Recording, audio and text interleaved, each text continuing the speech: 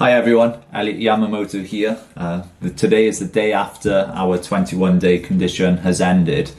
So for the last 21 days we set a condition to meet on Zoom together, to pray for 4 minutes and to read from Blessing and Ideal Families. I picked Blessing and Ideal Families because what we're trying to do is to build up the holy community and to build up a network of true relationships centered on God. But I'll talk about the holy community in a little bit. But first I just wanted to share what I've learned from the 21-day condition that we've done so far. So as part of our 21-day condition, the spiritual side was meeting on Zoom, as I just mentioned, to read together, to share testimonies and to pray. But the practical side of our condition was to build in some outreach days. So we had an outreach session in Glasgow, in Birmingham, in Swansea, in Swindon, and then we finished the condition with a large interfaith event in the Al-Mahdi Institute in Birmingham, which was a fantastic way to close the condition. So I just want to reflect upon the last 21 days with you. The first thing that I wanted to share is that I'm incredibly proud to be part of this community, and I'm incredibly proud to be pastor. During this time I saw so much devotion and dedication, especially from our first generation members. Now, I'm not a big fan of creating boundaries and identifying as, a second generation here and then first generation there. So it was really beautiful to see the first generation and second generation working together. Our first generation members have sacrificed so much, and I'm so lucky, and I'm so lucky as a second generation, and the other second generation are so lucky to stand on this foundation of faith that the first generation have created and really built.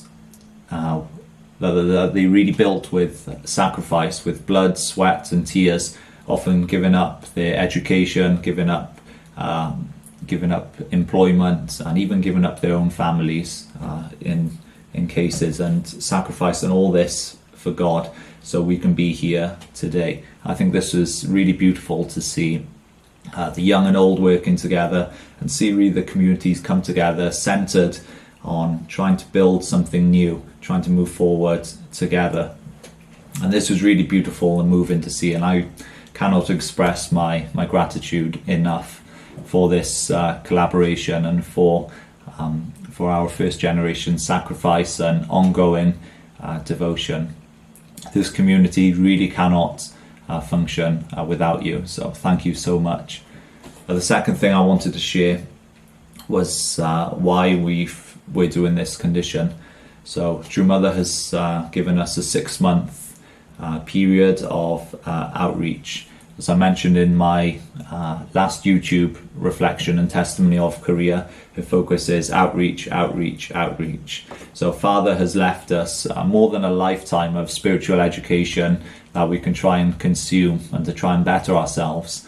But Mother's, when she speaks, her speeches and her talks are very, very short. And I believe this is because we need action now. Mother is desperate for us to have a larger impact and for us to really bring God's heart to the world around us. And Mother must have this incredible weight to try and move us forward and to try and bring God to our communities.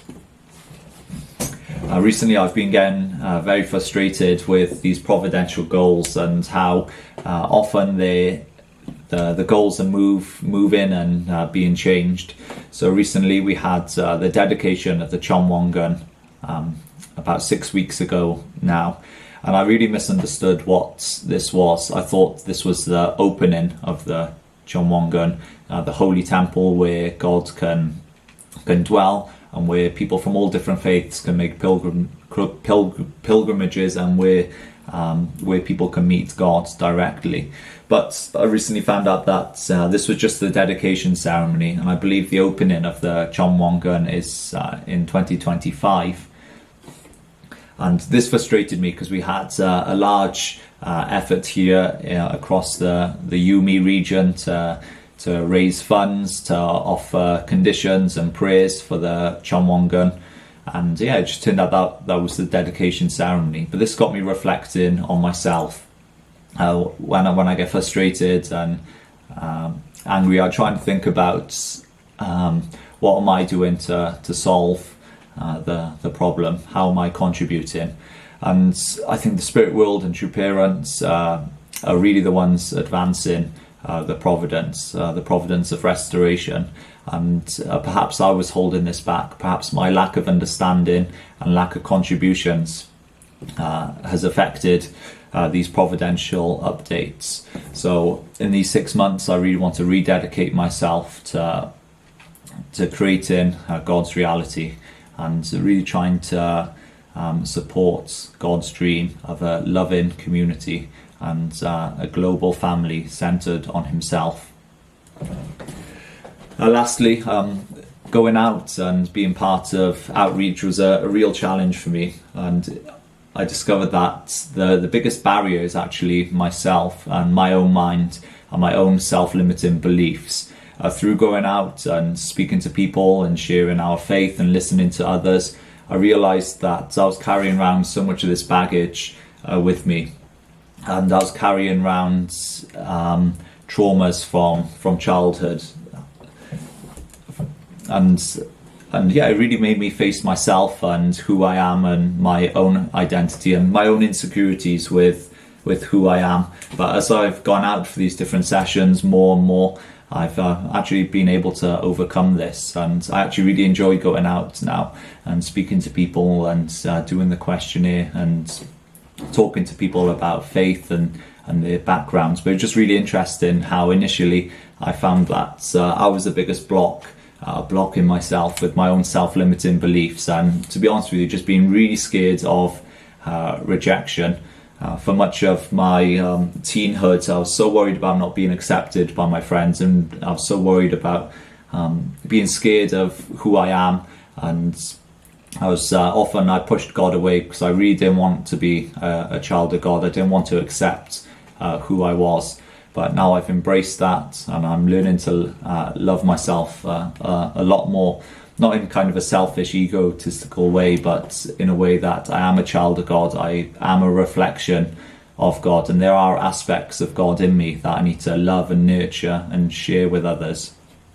But on the same note, that I have a responsibility then to bring out other aspects in God in other people, and to see them as also reflections of God. So this 21-day period has been very interesting. It's been intense, but I feel like I've learned and grown so much.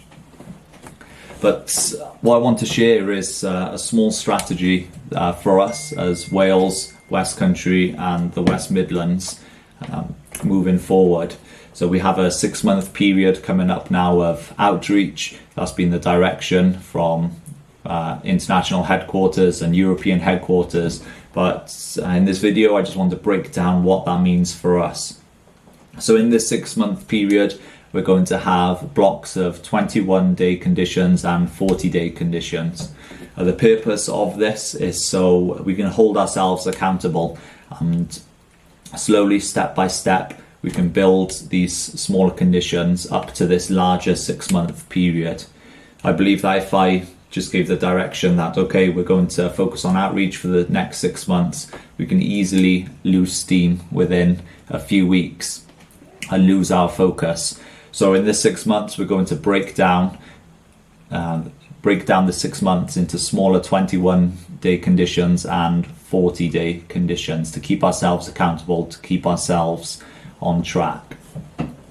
So what does outreach mean? I just want to highlight that outreach doesn't only mean going out with questionnaires and streets preaching and speaking to people on the street. Outreach can mean lots of different things. So within these 6 months, I really want to encourage you to find your passion. Perhaps it's sharing with people one-to-one, or inviting people over for dinner, or creating various activities, or joining volunteering, or joining other worship services and focusing on interfaith and building bridges. So there's many different forms of outreach. I want you to find your passions and reflect upon your skills and your past experiences and see what we can offer God in this time, and to use your skills appropriately. So that brings us to why are we doing outreach then? What does outreach mean? What are we trying to promote? I want us to be really, really clear that we are promoting the holy community, and that when we present ourselves, we are the Family Federation for World Peace and Unification. We are FFWPU. And what we're promoting is the holy community. So we're trying to build a community centered on goodness. But what is goodness? Goodness is love, and love comes from God. So we're trying to build a network, a wider family centered on goodness and love that comes from God. And the holy community is made up of Family Federation for World Peace and Unification, which is responsible for theology and worship services. The holy community is also made up of UPF, which is our peace movement and responsible for interfaith and networking. The holy community is also made up of Women's Federation, which is supporting women in the community and empowering women. The holy community is also made up of BCLC, so the British Clergy Leadership Conference, which is raising up clergy and connecting clergy together, centered on family values and centering on God. The holy community is also made up of YSP, so Youth and Students for Peace, which is non-theological but provides volunteering opportunities and community projects. So I'm going to put the questionnaire on the screen now, and what we're going to do during this 6-month period is promote the holy community. All the organisations that I just mentioned have been created by our true parents.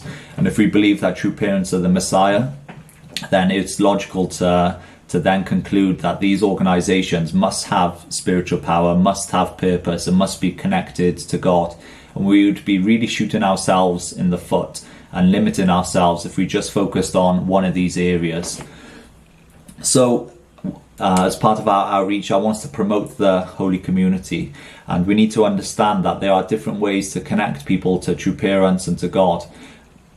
During these 21 days, I've met people who have strong faiths already and who have strong beliefs. So it would be stupid to think then that we're going to push our own theology on them. So we can try and connect them to other areas, and actually the divine principle and our spiritual beliefs can help them develop their faiths further or add to their faiths. And through this collaboration, then we can also develop our own faiths and connect people to true parents and to God. So going back to the questionnaire then, I want us to be clear when we approach people, when we speak to people, that we are part of FFWPU. We're promoting this holy community. So just 3 simple questions that we ask people, and these are centered on the introduction to the divine principle. So the first question is, how can we find purpose and value in our lives? And second question, what are your thoughts on the current world situation? And the third question, can science and spirituality coexist? So through these questions, we can talk to people on the streets about their current situation, their current beliefs, and we can try and talk through the introduction with them in this kind of flexible way. After that, then we can ask them what activities would they be interested in, and here you can see that there's worship services, spiritual growth, volunteering / community projects, women's empowerment, peace activities, and interfaith activities. So what I've tried to do is to portray what the holy community does practically. So we have different elements of Family Federation there, different elements of BCLC, UPF, Women's Federation, and YSP. And again, we must not limit ourselves down one avenue. Father talks that there needs to be unity before love, and we need to unite as a community, and we need to bring together all the elements of what we call the movement. We need to bring together all the elements of the Unification Church and package that as the holy community. And it's okay if people can connect one way or the other. Some people might be interested in the entirety of activities, but we need to give people the option to connect to God in different ways. So please don't limit yourself. I reflected with Viola yesterday on the last 21 days, and we feel that the way Satan can invade this condition is through disunity and through a lack of community cohesion, and also through egos. Across our movement throughout the last few years, we've seen division and people thinking that they're better than others, and this is how this condition can fall apart if there's disunity and people's ego gets bigger than the community as a whole. So let's really work together, let's unite together. And I want to emphasize that if you meet someone who's interested in, for example, an area that is not your expertise, then please let's work together and communicate and direct then your guest to this other area. But on the flip side then, if you're responsible for an area of the holy community, please trust the members in our community that they will work with you, that they will liaise with you, and please give them freedom as well to share, and freedom to invite people to your area that you're responsible for. So the final part of the questionnaire then is just, we ask if people are interested to leave their name, email address and phone number, and then we can follow up with them. A question that's often been raised at the moment is, what about aftercare? But I want to place the responsibility on the person who's filling out the questionnaire to take ownership of the person they've met, to try and follow up with them and try and direct them then and invite them to an area that they're interested in.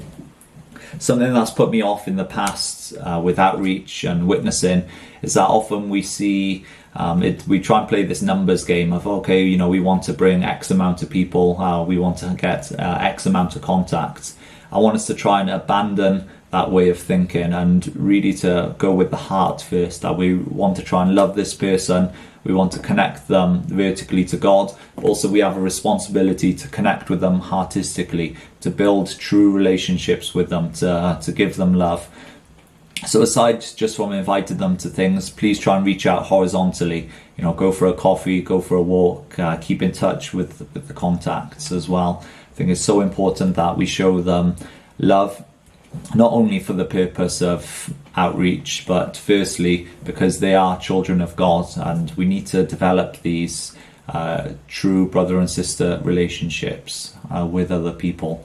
So please connect with them horizontally and vertically as well. This is so important that we work in this unidirectional way that's centered on love.